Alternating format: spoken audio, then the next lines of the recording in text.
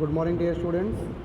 कल के वीडियो में हम लोगों ने बात की थी एक्सरसाइज 8.1 की। अब आज हम बात करेंगे एक्सरसाइज 8.2, लेकिन उससे पहले कुछ टॉपिक्स क्लियर करेंगे जो कि आपको हेल्प करेंगे एक्सरसाइज 8.2 के क्वेश्चंस को सॉल्व करने में। तो उसमें सबसे पहला जो टॉपिक है आपका वो है परसेंटेज इंक्रीज या परसेंटेज डिक्रीज। ये क्या होता है, ठीक है। तो देखिए, जैसे सपोज दैट आप कोई सामान खरीदते हो, ठीक है, तो उसकी कुछ प्राइस रहती है, ठीक है। लेकिन पता क्या चलता है कि जब मान लीजिए शॉपकीपर को पता चलता है या फिर जो उसके मेकर्स होते हैं उन्हें पता चलता है कि इसकी मांग बहुत ज़्यादा है, तो वो क्या करते हैं, अपने जो सामान है उसके दाम को बढ़ा देते हैं, प्राइस को बढ़ा देते हैं। तो ये कहते हैं कि आप लोगों को पता चलता है कि अरे ये सामान पहले इतने रुपए में मिल रहा था लेकिन अब 10% इंक्रीज़ हो गया है इसका प्राइस, ठीक है। तो वो 10% इंक्रीज़ हो गया है, तो वो कैसे इंक्रीज़ करते हैं और कितना आप पे इफ़ेक्ट पड़ता है, वो कैसे हम फाइंड आउट करेंगे, उसको मैं आपको बताने जा रहा हूँ। सेम ऐसे ही डिक्रीज़ का भी होता है कि कभी कभी जब कोई सामान नहीं बिकता है तो उसमें कुछ परसेंटेज डिक्रीज़ कर दिया जाता है और उसके बाद में फिर उसे बेचा जाता है कुछ पैसे घटा करके। तो वो भी कैसे पता करेंगे, ठीक है। तो चलिए देखिए, जैसे यहाँ पे एक एग्जांपल दिया हुआ है, एग्जांपल लेकर के ही हम समझ लेते हैं। एग्जांपल में आपसे कह रहा है कि एक स्कूटर की प्राइस जो है पिछले साल वो 34,000 थी, ठीक है, और it has increase by 20% this year. और इस बार इस साल मतलब जो है उस स्कूटर की प्राइस 20% बढ़ा दी गई है। तो अभी प्राइस क्या है स्कूटर की, ठीक है। तो इसको कैसे लगाएंगे, तो देखिए हम क्या करेंगे, हम सबसे पहले जो है मैं आपको वो फार्मूला बता देता हूँ परसेंटेज इंक्रीज़ या परसेंटेज डिक्रीज़ का, जिससे आप डायरेक्ट लगा सकते हो। इसे चाहो तो आप स्टेप बाय स्टेप भी लगा सकते हो। मैं आपको पहले फार्मूला बता देता हूँ कि फार्मूला कैसे है। जैसे मान लीजिए आपको परसेंटेज इंक्रीज़ यहाँ पता करना है, तो ये हो जाएगा percentage increase is equal to, ये फार्मूला होता है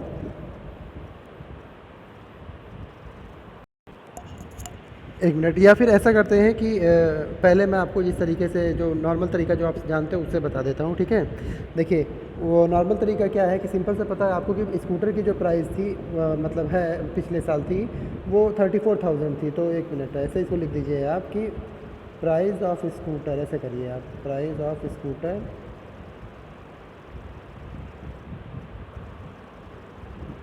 वॉस कितना था, वो 30,000 था। कितना था, 30,000 था।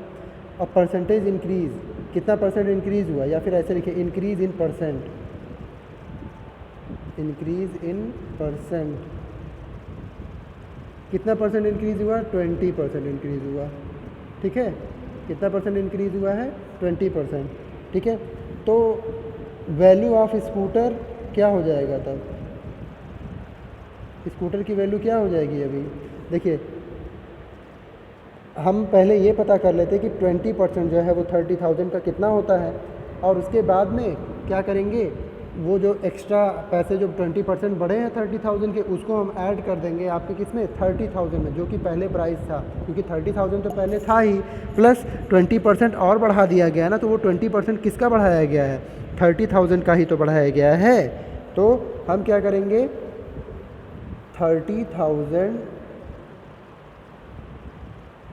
का मतलब एक मिनट, ऐसे लिखेंगे 20% ऑफ 30,000, 20% ऑफ 30,000 और प्लस, देखिए 20% 30,000 का तो निकालेंगे, साथ ही साथ क्या करेंगे, 30,000 इसमें ऐड करेंगे। क्यों, क्योंकि 30,000 तो उसकी प्राइस थी ही पहले, ठीक है। तो 20% निकालेंगे जब 30,000 का, तो कितना आएगा आपका, 20% मतलब 20/100 और मल्टीप्लाइड बाई 30,000, ये ऐसे, ठीक है। और प्लस इसमें 30,000 यहाँ ऐड कर दिया। तो ये देखिए ये डबल ज़ीरो जो है यहाँ से ऐसे कट गया इसको, और ये 2 3 जा 6 आ जाएगा, और ये 000 मतलब 6,000। तो ये 6,000 और प्लस 30,000, तो इसे मैं मिटा दे रहा हूँ आगे ये स्टेप में। तो ये टोटल 6,000 प्लस 30,000 कितना हो जाएगा, 36,000, ठीक है। कितना हो जाएगा, 36,000।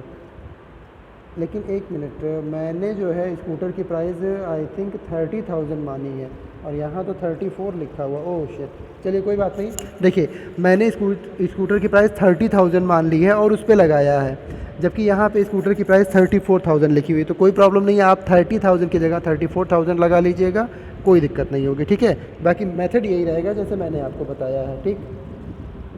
आगे चलते हैं, जो टॉपिक है हमारा वो है फाइंडिंग डिस्काउंट, डिस्काउंट पता करना। अब ये डिस्काउंट होता क्या, पहले ये जान लेते हैं। आप लोग अक्सर देखे होंगे कि जब अभी कभी शॉपिंग मॉल वॉल में जाते हैं कुछ खरीदने के लिए, तो वहाँ पे हर प्राइस आइटम पे कोई लिखा रहता है 10% ऑफ, 20% ऑफ, 25% ऑफ, 50% ऑफ।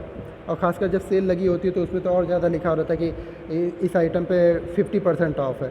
तो जो 50% ऑफ है वो उसका क्या मतलब है, इसका मतलब ये हुआ कि उसे 50% छूट मिलेगी आपको। कैसी छूट मिलेगी, उसके प्राइस पे। तो वो प्राइस कौन से प्राइस, जो उस पर मार्क्ड प्राइस होता है। मतलब जैसे मान लीजिए आप सपोज दैट कोई एक शर्ट खरीद रहे हो, उस शर्ट 1000 रुपीज़ की है, ठीक है।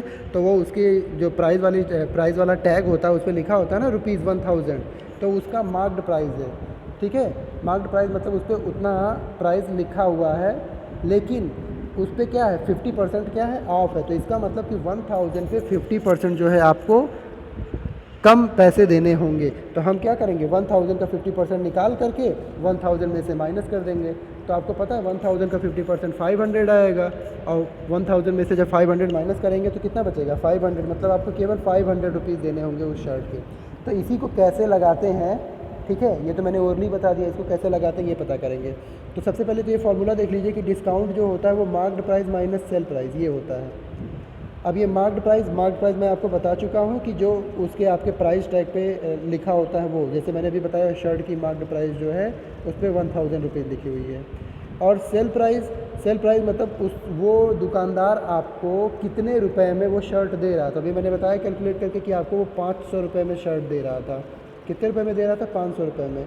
तो आप क्या करेंगे, मार्क्ड प्राइस 1000 में से माइनस कर देंगे 500, कितना आ जाएगा 500। तो इसका मतलब ये जो 500 रुपीज़ है ये 500 का डिस्काउंट मिला आपको। और मैंने अभी कैलकुलेट करके बताया था आपको कि 500 का ही डिस्काउंट मिला क्योंकि 50% ऑफ था, ठीक है। तो इस तरीके से हम क्या करते हैं, डिस्काउंट निकालते हैं। मैं आपको एक क्वेश्चन सॉल्व करके दिखा देता हूँ। जैसे यहाँ पे यही देख लीजिए, एग्जांपल ये देख लीजिए, यहाँ दिया हुआ है कि एक आइटम है उसका मार्क्ड प्राइस जो है 840 है, मतलब उस पर जो उसके प्राइस टैग पे 840 रुपीज़ लिखा हुआ है।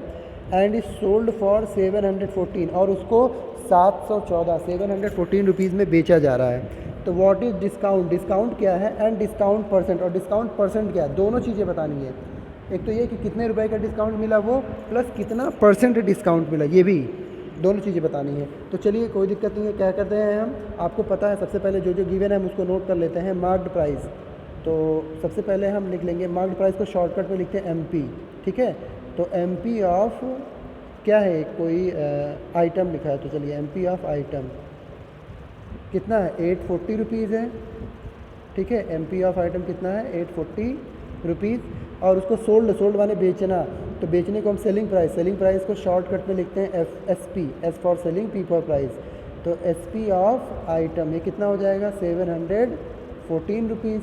तो डिस्काउंट कितना हो जाएगा, देन डिस्काउंट, अभी आपने फार्मूला पढ़ा ना डिस्काउंट का, डिस्काउंट इक्वल टू क्या होता है MP माइनस SP। तो MP कितना है 840 है, और माइनस SP कितना है 700, और 700 है ये 714, ठीक है। तो कितना आ जाएगा ये 10 माइनस 4 करेंगे 6 हो जाएगा, या हो जाए 3 माइनस 1 2 हो जाएगा, और 8 माइनस जो है 7 126 रुपीज़, कितना आ गया 126। तो ये डिस्काउंट आ गया आपका 126 रुपीज़। तो याद रखिए ये अभी केवल डिस्काउंट है। आधा क्वेश्चन आपने सॉल्व कर लिया, अभी आधा बचा हुआ क्या, डिस्काउंट परसेंट की, कितना परसेंट का डिस्काउंट मिल रहा है ये बताना। तो मैं आपको एक फार्मूला बता देता हूँ डिस्काउंट परसेंट का, जिससे आप डिस्काउंट डायरेक्ट निकाल सकते हो। वो डिस्काउंट परसेंट का जो फार्मूला होता है, discount percent is equal to होता है डिस्काउंट अपॉन MP मतलब वही marked price, discount upon MP multiplied by 100%, यही होता है फार्मूला डिस्काउंट परसेंट का, ठीक है। तो चलिए निकालते हैं, discount percent is equal to तब क्या आ जाएगा आपका, डिस्काउंट कितने का मिला है आपको 126 रुपीज़ का डिस्काउंट मिला है, ठीक है 126। तो क्या था आपका discount upon marked price. Marked price कितना था इस पे 840 और मल्टीप्लाइड बाई 100%, यही हो गया आपका। तो चलिए सॉल्व कर लेते हैं। ये ज़ीरो कट जाएगा आपका यहाँ से। अब ये किससे कटेगा, 4 से कट कर लेते हैं, नहीं 4 से नहीं 2 से कट करते हैं पहले।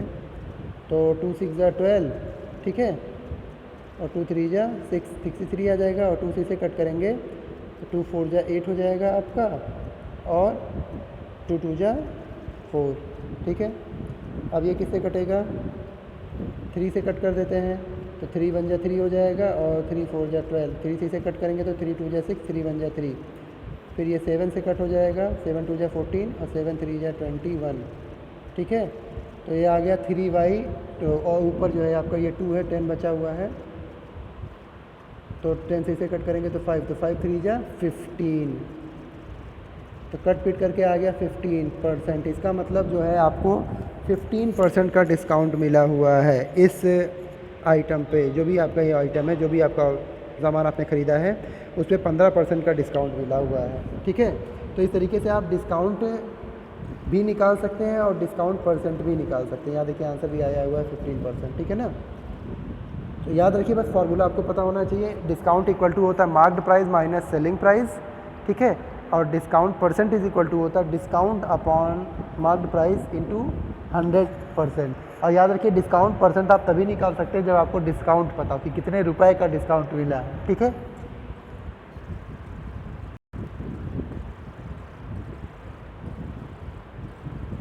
चलिए अब जो है अगला टॉपिक आपको प्रॉफिट और लॉस बता देता हूँ। प्रॉफिट और लॉस क्या होता है, ठीक है। हालांकि आप प्रॉफिट लॉस पहले भी पढ़ करके आए हो, तो एक बार रिवीजन कर देते हैं। प्रॉफिट और लॉस माने प्रॉफिट क्या होता है, प्रॉफिट माने फ़ायदा। तो फ़ायदा आपको कब होता है, आपको पता है प्रॉफिट इज इक्वल टू क्या होता है, SP माइनस CP। मतलब जैसे मान लीजिए कोई आइटम आपने ख़रीदा 10 रुपये में और उसको बेच दे रहे हैं 12 रुपये में, ठीक है। तो आपने 12 रुपये में बेचा तो सेलिंग प्राइस वो हो गया, और माइनस CP खरीदा कितने में था, 10 रुपये में, तो ये हो गया 2 रुपीज़ का। ये मतलब यहाँ 2 रुपये का आपको क्या मिला, फ़ायदा मिला। लेकिन कई लोग ऐसे कहते हैं कि प्रॉफिट तो मिल गया 2 रुपये का, प्रॉफिट परसेंट कितना परसेंट प्रॉफिट हुआ ये बताइए, ठीक है। तो प्रॉफिट परसेंट के लिए क्या करेंगे, प्रॉफिट परसेंट का भी एक फार्मूला होता है। जैसे डिस्काउंट परसेंट का फार्मूला था, वैसे प्रॉफिट परसेंट का फार्मूला होता है profit upon CP multiplied by 100%। देखा ये बिल्कुल उसके सेम उसी के जैसे है, डिस्काउंट परसेंट के जैसे। अब डिस्काउंट हम मार्क्ड प्राइस पे निकालते थे, इसीलिए डिस्काउंट अपॉन MP लिखते थे, मार्क्ड प्राइस। और प्रॉफिट हम किस पे निकालते हैं, कॉस्ट प्राइस पे, इसीलिए प्रॉफिट अपॉन CP लिख रहे हैं। तो चलिए प्रॉफिट कितना रुपए का हुआ, 2 रुपये का, अपॉन CP कितना है इसका, कॉस्ट प्राइस 10 है, ठीक है, और मल्टीप्लाइड बाई 100। तो 10 से इसे कट करेंगे, 10 10 जा 100 और 10 2 जा 20, तो ये कितना आ जाएगा, ये आ जाएगा 20%। इसका मतलब कि आपको 20% का जो है वो प्रॉफिट हुआ है, ठीक है। अगर आप कोई सामान 10 रुपये में ख़रीद के 12 रुपये में बेचते हो तो आपको 20% का प्रॉफिट होगा। और कोई पूछ ले कितना रुपए प्रॉफिट होगा, तो 2 रुपये प्रॉफिट होगा, आपने निकाल के दिखाया यहाँ पे। सेम ऐसे ही लॉस भी होता है। तो लॉस का फॉर्मूला क्या होता है, तो लॉस इज इक्वल टू होता है आपका CP माइनस SP। अब CP माइनस SP कैसे, वो इसलिए क्योंकि लॉस कब होता है, जब आप कोई सामान ज़्यादा रुपए में ख़रीद के कम में बेचते हो ना। जैसे मान लीजिए आपने कोई सामान जो है 20 रुपीज़ में ख़रीदा, कितने में ख़रीदा, 20 रुपीज़ में, और बेच कितने रहे, 15 रुपीज़ में। 20 रुपीज़ में ख़रीदा मतलब CP कॉस्ट प्राइस कितनी हो जाएगी 20, और माइनस बेच कितने में रहे हो आप 15 रुपीज़ में, तो SP कितना हो जाएगा 15 हो जाएगा, ठीक है ना। तो ये कितना आ जाएगा 20 माइनस 15, 5 रुपीज़। इसका मतलब आपको 5 रुपये का नुकसान होगा। अगर आप 20 रुपये में ख़रीद करके 15 रुपये में बेचोगे तो 5 रुपये का नुकसान होगा। अब वही है फिर से कि अगर मान लो कोई पूछे लॉस परसेंट कितना होगा, तो इसके लिए भी वही फार्मूला है, सेम प्रॉफिट वाला, बस फर्क कितना, प्रॉफिट की जगह हम क्या लिखेंगे, लॉस लिखेंगे। तो loss upon CP multiplied by 100%। तो लॉस कितने रुपए का हो रहा है भाई, लॉस 5 रुपये का हो रहा है, अपॉन CP कितना था, CP था 20, तो ये हो गया 20 इंटू 100%। तो 20 से कट करेंगे 100 को, तो 25 जा 100 और 5 5 जा 25, मतलब 25%। कितना आया 25%। इसका मतलब कि आपका जो लॉस होगा वो 25% का लॉस होगा आपको। अगर आप कोई सामान ₹20 में ख़रीद के ₹15 में बेचते हो। तो ये था आपका प्रॉफिट और लॉस परसेंट, और आई थिंक आपको समझ में आ गया। एक और चीज़ यहाँ देखिए, ओवरहेड एक्सपेंसेस। ये क्या होता है ओवरहेड एक्सपेंसेस? ये एक्चुअली तब आता है जैसे मान लीजिए आपने कोई सामान ख़रीदा और उसमें कोई डिफेक्ट था, कुछ प्रॉब्लम थी, तो उसको आपने दूर कराया, रिपेयर करवाया, और उसके बाद में फिर उसे बेचा। सपोज दैट मान लीजिए आप कोई क्या ख़रीदते हो, मान लीजिए कोई बाइक ख़रीदते हो सेकेंड हैंड, ठीक है, और उसमें कुछ प्रॉब्लम है तो उसकी सर्विसिंग कराना और बाकी सब कुछ कराना। सपोज दैट मान लीजिए आपने वो सेकेंड हैंड बाइक ख़रीदी, वो ख़रीद ली 10,000 में, ठीक है, और प्लस आपने फिर उसकी जब सर्विसिंग वर्विसिंग कराई या सब कुछ कराया तो उसमें मान लीजिए 5,000 और एक्स्ट्रा लग गया आपका। तो अब अगर कोई आपसे ये पूछे कि वो बाइक आपको कितने रुपए में पड़ी, कितने रुपए में आपने ख़रीदा, तो आप क्या बताओगे? 10,000 बताओगे? नहीं, आप 10,000 नहीं बताओगे। क्यों? क्योंकि 10,000 में तो आपने ख़रीदा था, बट 5,000 रुपये 5,000 तो आपने और एक्स्ट्रा लगाया ना उस पर, उसकी बाकी सब कुछ सही वही कराने में। तो उसका जो आप प्राइस बताओगे वो 10,000 प्लस 5,000 मतलब 15,000 बताओगे। क्या बताओगे? कि 15,000 की हमको ये बाइक पड़ी। तो इसका मतलब सीपी जो होगा आपके लिए कितना हो जाएगा? 15,000। तो कहने का मतलब ये है कि जो एक्स्ट्रा पैसे आप खर्च करते हो किसी भी आइटम के ऊपर, ठीक है, तो वो एक्स्ट्रा पैसे जो होते हैं उसी को हम ओवरहेड एक्सपेंसेस कहते हैं, और वो सीपी में जुड़ जाता है। याद रखिए, जब हमें सीपी पता करना होगा तो वो जो एक्स्ट्रा पैसे है उसको हम हमेशा सीपी में जोड़ देंगे, ठीक है ना। तो ये बताना था आपको ओवरहेड एक्सपेंसेस के बारे में कि वो क्या होता है आपका। अब यहाँ देखिए, प्रॉफिट परसेंट लॉस परसेंट मैं ऑलरेडी आपको बता चुका हूँ, ठीक है, और कैसे निकाला जाता है उसको वो भी बता चुका हूँ। यहाँ अगला टॉपिक देखिए, sales tax, value added tax या गुड्स एंड सर्विसेज टैक्स। तो देखिए, सेल्स टैक्स और वैल्यू एडेड टैक्स ये तो पुरानी चीज़ है। पुरानी चीज़ का मतलब ये पहले ली जाती थी गवर्नमेंट के द्वारा। अब गवर्नमेंट ने वैल्यू एडेड टैक्स और सेल्स टैक्स को हटा करके उसकी जगह सिर्फ एक टैक्स कर दिया है, गुड्स एंड सर्विसेज टैक्स, ठीक है, और जिसको हम बोलते हैं शॉर्टकट में जीएसटी। आपने बहुत नाम सुना होगा जीएसटी का, क्योंकि अभी जल्दी ही गवर्नमेंट ने अप्लाई किया, वरना इससे पहले जो है वो सेल्स टैक्स और वैल्यू एडेड टैक्स लेती थी, ठीक है। तो एक्चुअली में क्या है, ये sales tax, value added tax, ये सब कुछ मिला करके इकट्ठा उन्होंने गवर्नमेंट ने जीएसटी कर दिया। लेकिन क्योंकि अब इसमें दिया हुआ है तो आपको मैं बता देता हूँ सेल्स टैक्स क्या होता है, वैल्यू एडेड टैक्स क्या होता है, ठीक है। तो सबसे पहले देखिए सेल टैक्स की बात करते हैं। सेल्स टैक्स जो होता है आपका, ठीक है,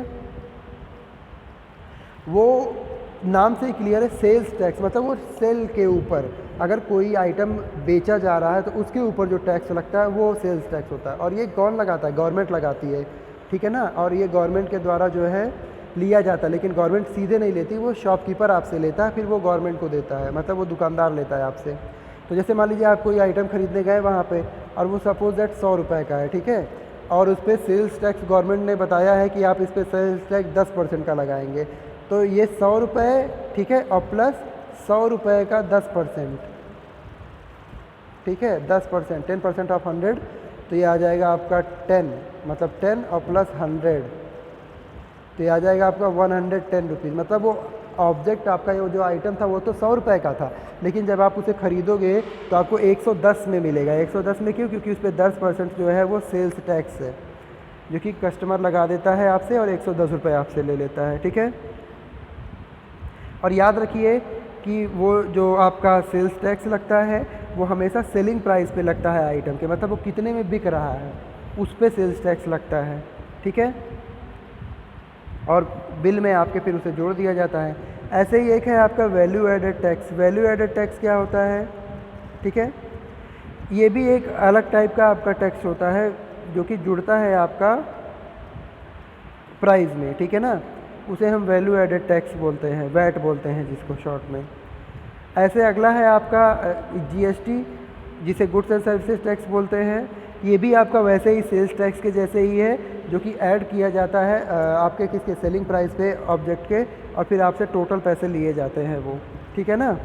चलिए अभी मैं इस पर आपको इनफैक्ट एक क्वेश्चन करके दिखाऊंगा तो ज़्यादा क्लियर हो जाएगा। क्वेश्चन करके देख लेते हैं, उसके बाद में तब ज़्यादा, जैसे एक एक देखिए, यहाँ सेल्स टैक्स से भी क्वेश्चन है, वैट पे भी क्वेश्चन है, तो एक एक करके करते हैं। जैसे पहले देखिए सेल्स टैक्स पे दिया, इसमें cost of a pair of roller skates at a shop was 450, मतलब यहाँ पे कॉस्ट प्राइस सीपी जो है, ठीक है, नहीं द कॉस्ट माने कीमत जो है, मतलब ये आपका क्या है, सेलिंग प्राइस हो गई। सीपी क्या होता है? सीपी वो होता है जिसमें वो दुकानदार खुद खरीदता है, तो उसका उसकी वैल्यू यहाँ नहीं दी गई, यहाँ पे तो दुकानदार बेच रहा है ना, बेचने की वैल्यू दी गई है।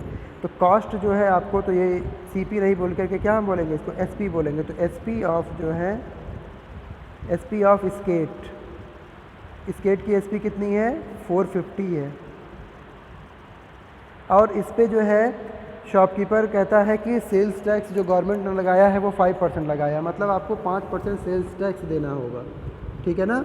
तो सेल्स टैक्स ऐसे हम लिखेंगे, sales tax is equal to है 5%, किस पे, ऑफ 450 रुपीज़ पे 5%। तो ये कितना आ जाएगा आपका, चलिए निकाल लेते हैं, 5/100 इंटू ये आ जाएगा 450। तो ये ज़ीरो कट जाएगा आपका, ठीक है।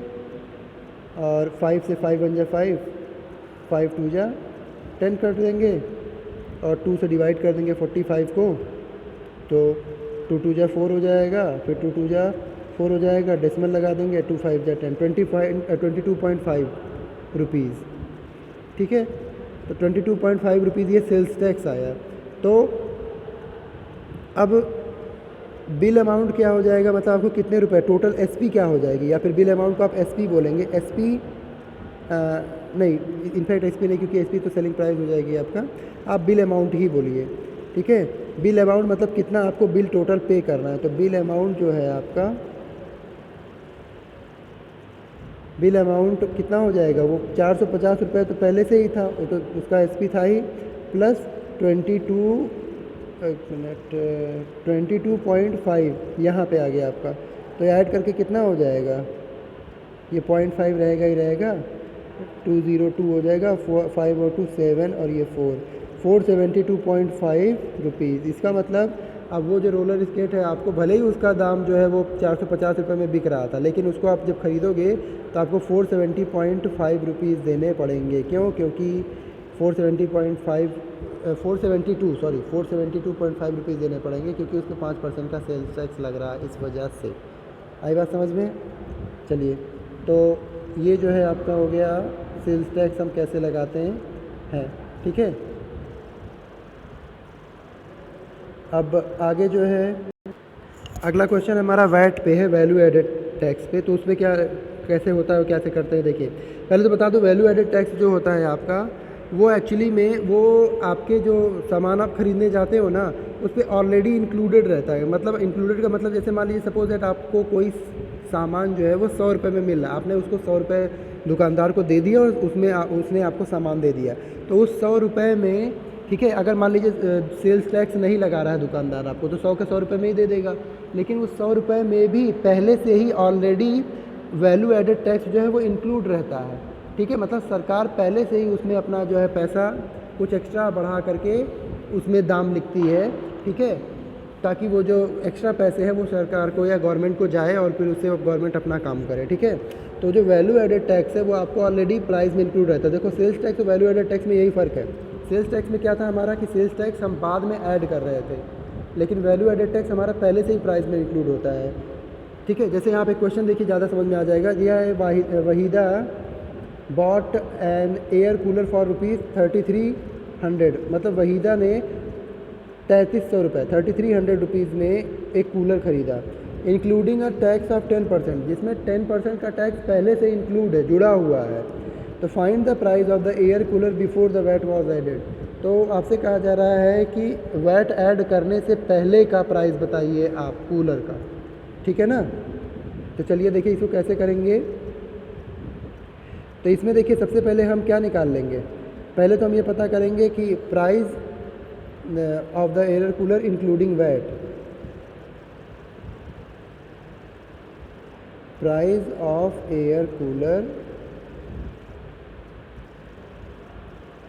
इंक्लूडिंग वैट, मतलब वैट इंक्लूड करने पे कितना था, 3300 था, ठीक है, 3300 रुपीज़ था ना। और वैट कितना है, वैट है कितना भाई, वैट जो है आपका वो है 10% है। तो कहने का मतलब ये है कि उस प्राइस में 10% ऑलरेडी क्या है आपका इंक्लूड है। तो हम क्या करेंगे, उसी प्राइस में से 10% जो ऑलरेडी इंक्लूड है उस 10% को क्या करेंगे, निकाल देंगे, ठीक है। तो वो कैसे निकालेंगे, देखिए हम मान लेंगे कि जो ओरिजिनल प्राइस थी ना आपकी, स्टार्टिंग में जो प्राइस थी उस क्या नाम है आपका कूलर की, वो एक्स थी। तो मान लेंगे let the price before adding VAT, let the price of cooler before adding VAT, before adding VAT is equal to X rupees. हम मान लेंगे कि उस कूलर की प्राइस एक्स रुपीज़ थी वैट ऐड करने से पहले, ठीक है ना। तो अब बट या फिर ऐसे लिखें, अकॉर्डिंग टू क्वेश्चन लिख दे रहे हैं, ऐसे ओह शिट, चलिए मिट गया, कोई बात नहीं। चलिए तो ध्यान दीजिएगा आपका according to question. According to question का क्या मतलब हुआ? अकॉर्डिंग टू क्वेश्चन का मतलब ये हो गया कि अभी की प्राइस कितनी है। तो देखिए मैंने बताया था इनिशियल प्राइस, ओरिजिनल प्राइस हमने एक्स माना है कि एक्स रुपीज़ था उसका, प्लस गवर्नमेंट ने उस पर 10% जो है वैट लगा दिया है। तो 10% गवर्नमेंट वैट किस पे लगाएगी? उसका जो प्राइस होगा उसी पे तो लगाएगी। तो प्राइस हमने क्या माना था? एक्स माना था। तो फिर गवर्नमेंट क्या करती है, एक्स तो रहेगा ही रहेगा, 10% ऑफ एक्स का 10% उसमें और ऐड कर देती है गवर्नमेंट। यही है 10% ऑफ एक्स जो है, यही आपका वैट है, ठीक है। तो 10% ऑफ एक्स ये हो गया, और जब ये पूरा ऐड किया गवर्नमेंट ने तो बताया कि आपको 3300 पे करना है। तो मतलब इस पूरे को ऐड करने के बाद कितना देना होगा? 3300 देना होगा, ठीक है। तो 3300 ऐसे लिख देता हूँ, चलिए। तो अब बताइए इसको सॉल्व करेंगे जब, तो x और प्लस 10% ऑफ x मतलब 10/100 ऑफ मैंने मल्टीप्लाई इंटू एक्स बराबर 3300। अब ये देखिए 10 × 10 10 10 100, तो ये 10 आ जाएगा। तो ये आ जाएगा x plus 1/10 into X is equal to 3300। अब ये 10 जो है यहाँ एलसीएम ले लेंगे तो 10 का यहाँ मल्टीप्लाई हो जाएगा x में, तो ये कितना आ जाएगा? ये आ जाएगा नीचे आपका 10x और प्लस यहाँ पे कितना 1x सही है ये, तो 1x और अपॉन नीचे क्या हो जाएगा 10 इज इक्वल टू कितना हो जाएगा आपका, इज इक्वल टू आपको ऑलरेडी है 3300, ठीक है। तो ऊपर देखिए 10x प्लस 1x कितना हो जाएगा 11x। तो ध्यान रखिएगा इसको, ऊपर हो जाएगा आपका 11x, नीचे कितना है अपॉन 10 इज इक्वल टू 3300, या फिर ये कहिए कि ये 10 का इधर मल्टीप्लाई हो जाएगा तो 11x इज इक्वल टू आ जाएगा 3300 इंटू 10, और यहाँ तक x इक्वल टू कितना आ जाएगा 11 मल्टीप्लाई के रूप में, उधर जाके क्या बनेगा डिवाइड, तो x इज इक्वल टू हो जाएगा 3300 इंटू 10 अपॉन 11। तो 11 से कट करेंगे, 11 3 जा 33 और पीछे डबल ज़ीरो और इंटू 10 तो 3 ज़ीरो, तो मतलब 3 और पीछे 3 ज़ीरो। तो इसका मतलब कि वो जो एयर कूलर का दाम होगा वैट ऐड करने से पहले वो 3000 रुपीज़ होगा, ठीक है। बाद में 10% वैट ऐड कर देंगे तो वो 3300 रुपीज़ 3300 रुपये हो जाएगा। समझ में आई बात ना? इस तरीके से लगाते हैं हम वैट के क्वेश्चंस को। तो अब देखिए, अब आपका एक्सरसाइज 8.2 के क्वेश्चंस आप लगा सकते हो। मैं आगे क्वेश्चन बताता भी, लेकिन वीडियो काफ़ी लंबा हो जा रहा है, तो इसलिए हम अगले वीडियो में आपको एक्सरसाइज 8.2 के क्वेश्चन बताएंगे। लेकिन आप चाहो तो एक्सरसाइज 8.2 के सारे क्वेश्चन लगा सकते हो, सब कुछ मैंने बता दिया है, ठीक है। तो इसको करिएगा, कोई प्रॉब्लम हुई तो मुझसे पूछिएगा।